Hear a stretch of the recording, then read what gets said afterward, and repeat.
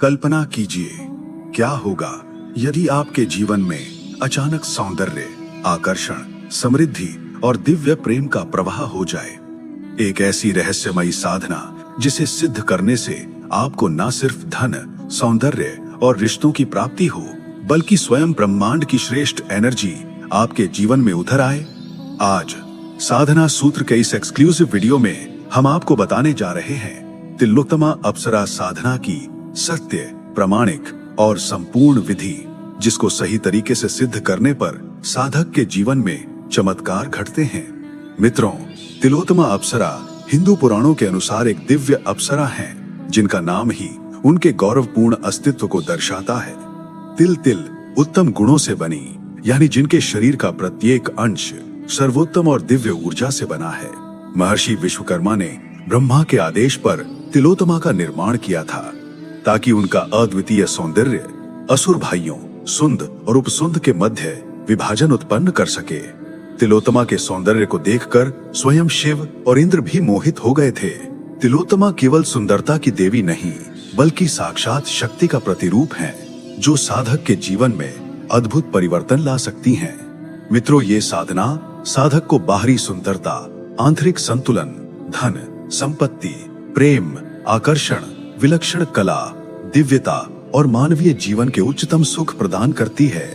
तिलोत्तमा साधना से जिंदगी में सकारात्मक बदलाव आने लगते हैं, जैसे चैन, खुशी, प्रेम संबंध, सामाजिक प्रतिष्ठा, कलात्मकता तथा भौतिक और आध्यात्मिक दोनों स्तरों पर उत्थान होता है। अब बात करते हैं इनके साधना की तैयारी एवं नियम के बारे में। साधना प्रारंभ करने से पहले स्नान करें। यदि संभव ना हो तो हाथ मुंह अच्छी तरह धोएं और धुले वस्त्र पहने। रात 10 बजे के बाद साधना प्रारंभ करना श्रेष्ठ होता है। हर दिन एक ही समय पर साधना करें। आसन, पीला कंबल या वस्त्र, कुशासन या रेशमी आसन उपयुक्त है। पूजन स्थान एकांत, शांत, स्वच्छ और साफ रखें। यदि हो सके तो सफेद या हल्का गुलाबी रंग की दीवार होनी चाहिए। तंबाकू, सिगरेट अथवा किसी नशीली चीज का त्याग करें। मानसिक, शारीरिक और भावनात्मक शुद्धता के साथ ही साधना की शुरुआत करें। अब आइए जानते हैं इनकी आवश्यक साधना सामग्री के विषय में। सिंदूर, चावल, गुलाब पुष्प, अप्सरा यंत्र, नैवेद्य, पीला वस्त्र, धोती, कुर्ता, पायजामा, इत्र, जल पात्र, स्टील थाली, मूली या कलावा, अगरबत्ती, साफ कपड़ा, देशी घी का दीपक, चंदन, केसर, कुमकुम, अष्टगंध, टीका हेतु, अप्सरा माला या गुटिका। अब मित्रों, सबसे पहले पूर्व या उत्तर दिशा में मुंह करके साफ सुथरे आसन पर बैठें। बाएं हाथ में जल लेकर दाएं हाथ से ढक लें। ओम अपवित्रो पवित्रो वा मंत्र के साथ जल को शरीर और पूजन सामग्री पर छिड़कें। कुमकुम या चंदन का तिलक लगाएं। आवश्यक सामग्री सामने रखें और हल्की सुगंधित वातावरण बनाएं। फिर इसके बाद साधक संकल्प लें। मैं अपना नाम, पिता का नाम, गोत्र, निवास, सभी देवी देवताओं को साक्षी मानते हुए आज तिलोत्तमा अप्सरा की साधना, गणपति व गुरु का पूजन करता हूँ। देवी तिलोत्तमा अप्सरा मेरी इच्छाओं को पूर्ण करें, जीवन में दिव्यता और सुखों की प्राप्ति हो। फिर इसके बाद गुरु पूजन एवं गणपति पूजन करें। सबसे पहले गणपति का ध्यान और पूजन करें। फिर ओम गंग गणपतिये नमः का 1 माला जप करें। फिर गुरु का पूजन करें और कम से कम 4 माला या जितना आपके गुरु का आदेश है उतना गुरु मंत्र का जप करें। फिर देवी पूजन और ध्यान करें। सभी देवी देवताओं को नमस्कार कर लें। देवी तिलोत्तमा का ध्यान करें। कल्पना कीजिए कि वे आपके समक्ष हैं। उनका शरीर गौरवर्ण, दिव्य वस्त्र और अलभ्य आभूषणों से सुसज्जित है।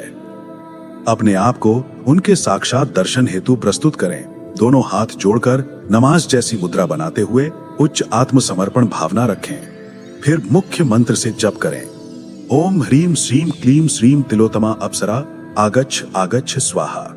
21 माला मंत्र का जप करें और प्रत्येक माला पर गुलाब पुष्प अर्पित करें। विजुलाइज करें कि तिलोत्तमा अप्सरा सामने प्रकट हो रही हैं। उनकी दिव्यता, सौंदर्य, आभा एवं शक्तियों का अनुभव करें। गुलाब के सभी गंध का तिलक करें। स्वयं को भी तिलक करें। मूली या कलावा चढ़ाएं।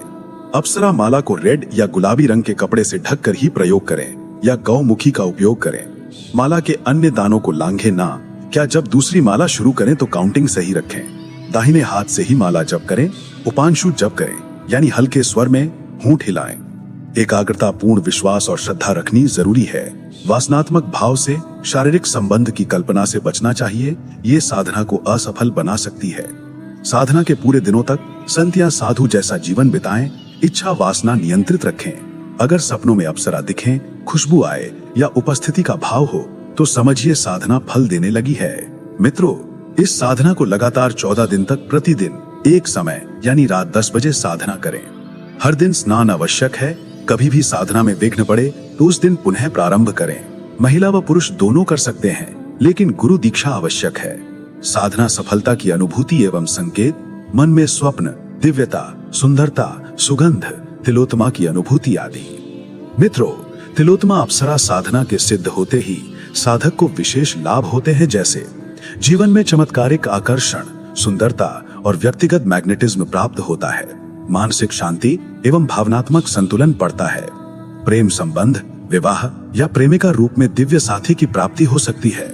हर तरह के भौतिक सुख, धन, संपत्ति, यश, कलात्मकता, प्रतिभा मिलती है। रोगों, चिंता, असुरक्षा, भीतर की नेगेटिविटीज दूर होती हैं। साधक की सारी मनोकामनाएं पूर्ण होती हैं और जीवन में कभी किसी चीज की कमी नहीं रहती। सामाजिक प्रतिष्ठा, लोकप्रियता, सम्मान स्वतः मिलते हैं। मित्रों, इस साधना में साधक को कुछ विशेष सावधानियां बरतनी चाहिए। 1. गुरु दीक्षा व मार्गदर्शन। बिना गुरु की दीक्षा या सही मार्गदर्शन के साधना न करें, अन्यथा गंभीर विपरीत प्रभाव, मानसिक या पारिवारिक समस्याएं उत्पन्न हो सकती हैं। स्थान शुद्धि। साधना स्थान को हर बार शुद्ध रखें। गंगा जल, दूध या विशेष जल से सफाई करें।